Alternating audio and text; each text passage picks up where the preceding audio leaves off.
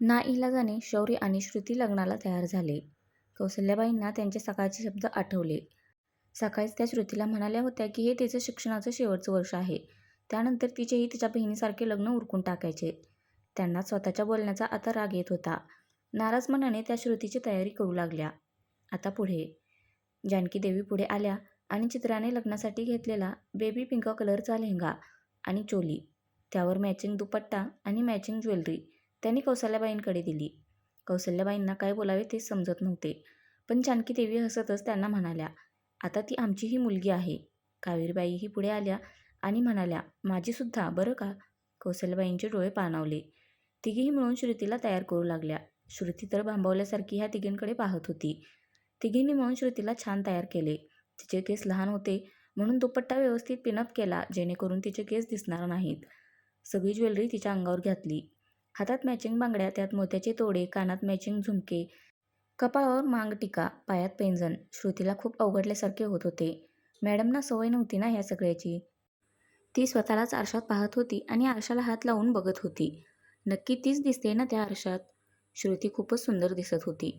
रोज shirt जीन्समध्ये दिसणारी श्रुती आणि आजची श्रुती वेगळीच दिसत होती. कौसल्याबाईंनी लगेचच तिची दृष्ट काढली आणि जानकीदेवींनी डोळ्यातील काळजाचा टिका तिच्या कानामागे लावला. त्यांनीही तिची दृष्ट काढली. श्रुती कौसल्याबाईंना म्हणाली, मला जमेल का हे, खूपच हेवी आहे.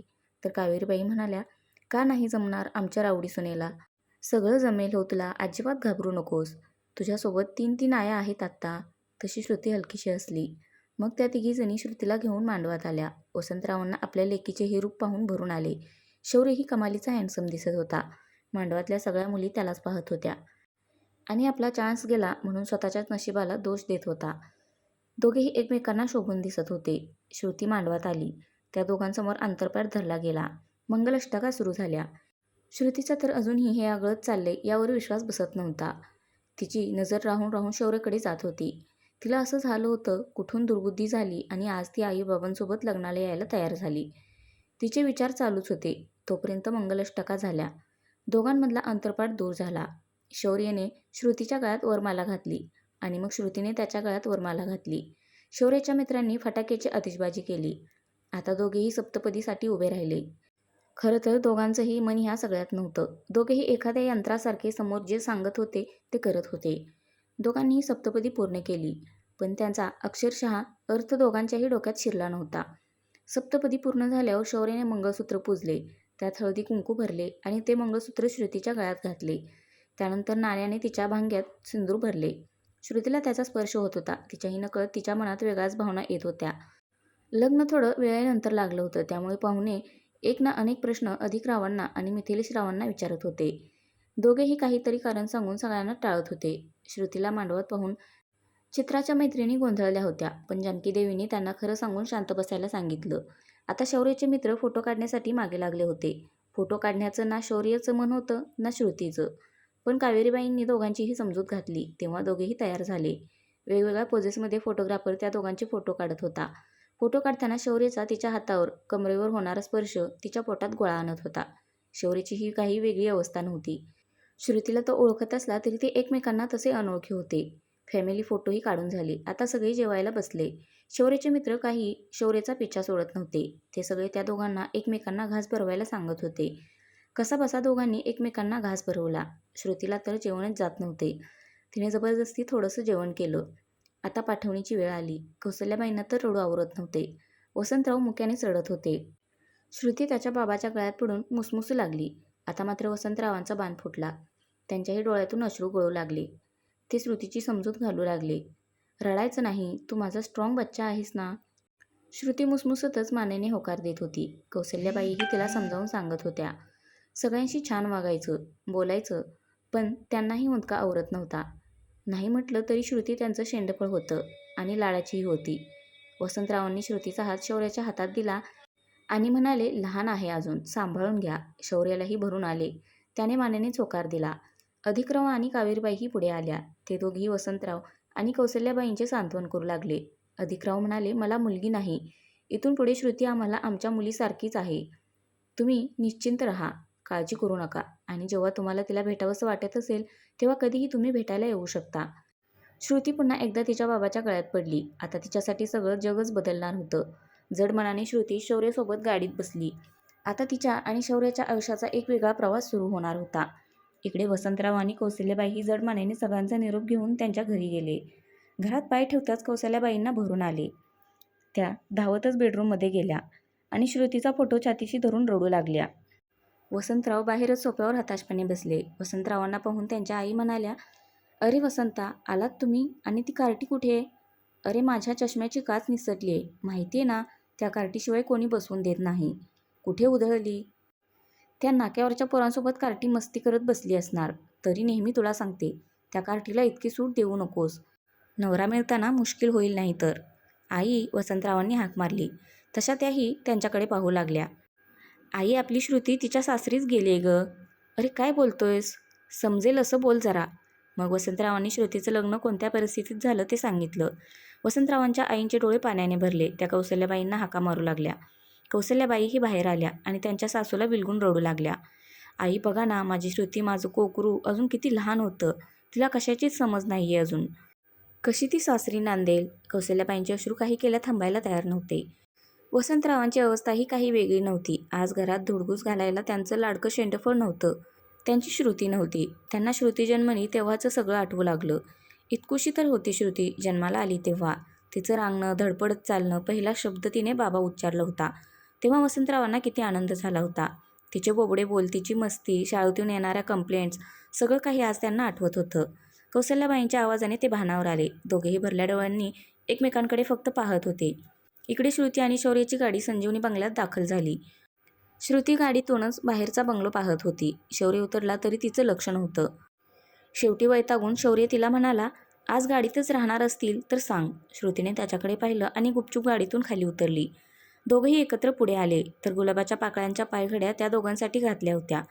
ती बंगलो बघत बघतच शौर्याच्या मागे मागे चालू लागली. दोघेही दरवाजाजवळ आले. कावेरीबाईंनी दोघांनाही बाहेरच थांबायला सांगितले. इतक्यात शौर्याची मावस बहीण मानसी तिथे आली आणि दोघांना नाव घ्या म्हणून सांगू लागली. श्रुती आता जामच चक्रावली. तिने तिला विचारलं, "नाव घ्यायचं म्हणजे काय करायचं?" शौर्याने मनातच कपाळावर हात मारून घेतला आणि म्हणाला, "घ्या, इथून सुरुवात आहे मॅडमची." श्रुती थोडी आपली गप्प बसणार होती.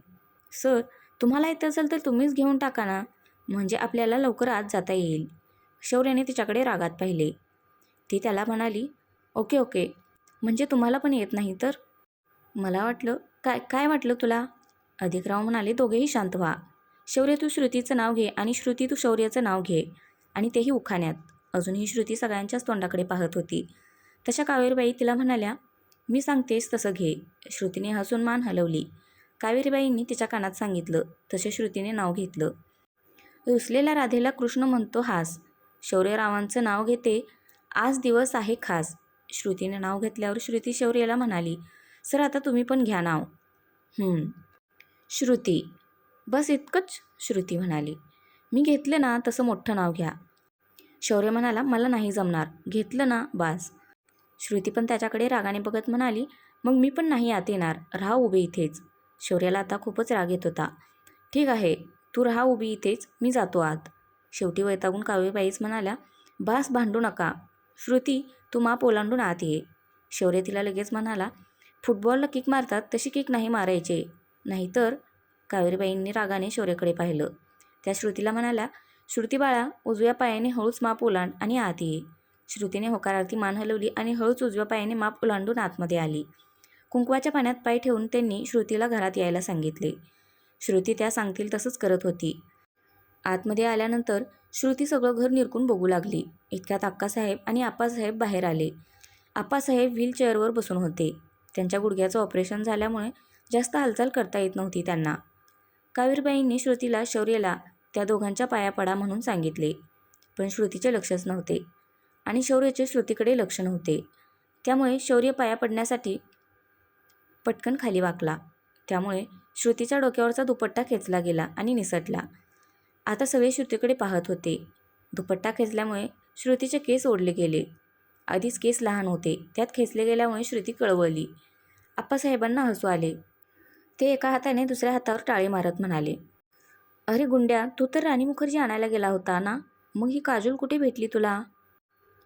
आप्पासाहेबांना पिक्चरचं वेळ असल्यामुळे बाकी काही नाही. अधिकराव म्हणाले, मी सांगतो आप्पा. आणि त्यांनी आप्पासाहेबांना लग्नाच्या वेळी जे काही घडले ते सांगितले. ते ऐकून आप्पा म्हणाले, अच्छा, म्हणजे आपल्या वसंताचं कन्यारत्न आहे तर, म्हणजे प्रश्नच मिटला. आम्हाला आमची नातसून पसंत आहे. शौर्य रागानेच आप्पासाहेबांना म्हणाला, आता माझं लग्न झालंय, आता तरी गुंड्या म्हणू नका. इकडे श्रुती ओठ दाबून हसत होती. आप्पासाहेब त्याला म्हणाले, म्हणणार तुझ्या मुलांना, पण मी तुला ह्याच नावाने हाक मारायला शिकवणार. चालेल ना काजोल? श्रुती इकडे तिकडे पाहू लागली. तसे आप्पासाहेब तिला म्हणाले, अहो तुम्हालाच म्हणतोय. श्रुती हसून म्हणाली, हो चालेल आजोबा. आप्पासाहेब तिला म्हणाले, आजोबा नाही, तू नुसतं मला आप्पाच म्हणायचं. आता दोघेही आप्पासाहेब आणि अक्कासाहेबांच्या पाया पडले. तसे आप्पासाहेब अक्कासाहेबांना म्हणाले, सरकार, ते सुनबाईसाठी आणलेले गिफ्ट द्या इकडे. त्यांनी श्रुतीला जवळ बोलावले आणि तिच्या हातात सोन्याचे तोडे घातले. आप्पासाहेब तिला म्हणाले, ही आमच्या आईची निशाणी आहे. आमच्या नातसुनेसाठी ठेवली होती. जपून ठेवा. श्रुती त्यांना नको म्हणाली, पण ते ऐकायला तयार नव्हते, म्हणून तिने ते घेतले. कावेरीबाई तिला घेऊन गेस्ट रूममध्ये गेल्या. आजच्या दिवस तुला इथे राहावं लागेल. आणि हो, मानसी आहे तुझ्यासोबत. फ्रेश होऊन थोडा वेळ आराम कर. जेवण बनवून झालं की मी बोलावते तुला. श्रुतीने फक्त मान डोलावली. कावेरीबाई निघून गेल्या. श्रुतीला खूप अवघडल्यासारखं होत होतं. त्यात तिच्याकडे चेंज करायला दुसरे कपडेही नव्हते. काय करावे ते तिला सुचत नव्हते. इतक्यात पुन्हा कावेरीबाई तिच्यासाठी दुसरी साडी घेऊन आल्या. त्या तिला म्हणाल्या, बाळा, ही साडी नेस आता. श्रुती मात्र विचित्र नजरेने पाहायला लागली. कावेरीबाई समजून गेल्या. त्या तिला म्हणाल्या, ये इकडे. आपण आधी हे सगळं जड जड झाले ना ते काढून टाकू. श्रुती पण लगेच त्यांच्याजवळ गेली. सगळे दागिने काढले, पण मंगळसूत्र त्यांनी काढलं नाही. म्हणून श्रुती ते काढायला लागली तर त्या म्हणाल्या, बाळा, हे मंगळसूत्र म्हणजे फक्त एक दागिना नाही आहे. ते स्त्रीचं सौभाग्याचं लेणं आहे. तिच्या नवऱ्याच्या रक्षणासाठी असते हे. श्रुती फक्त मान हलवून होकार देत होती. कावेरीबाईंनी तिला साडी नेसायला मदत केली. आता श्रुतीला बरे वाटत होते. सगळं आवरल्यावर त्यांनी तिच्यासाठी कॉफी आणली. श्रुतीने कॉफी घेतली. तर फ्रेंड्स, आजचा भाग कसा वाटला नक्की कमेंट करून सांगा. धन्यवाद.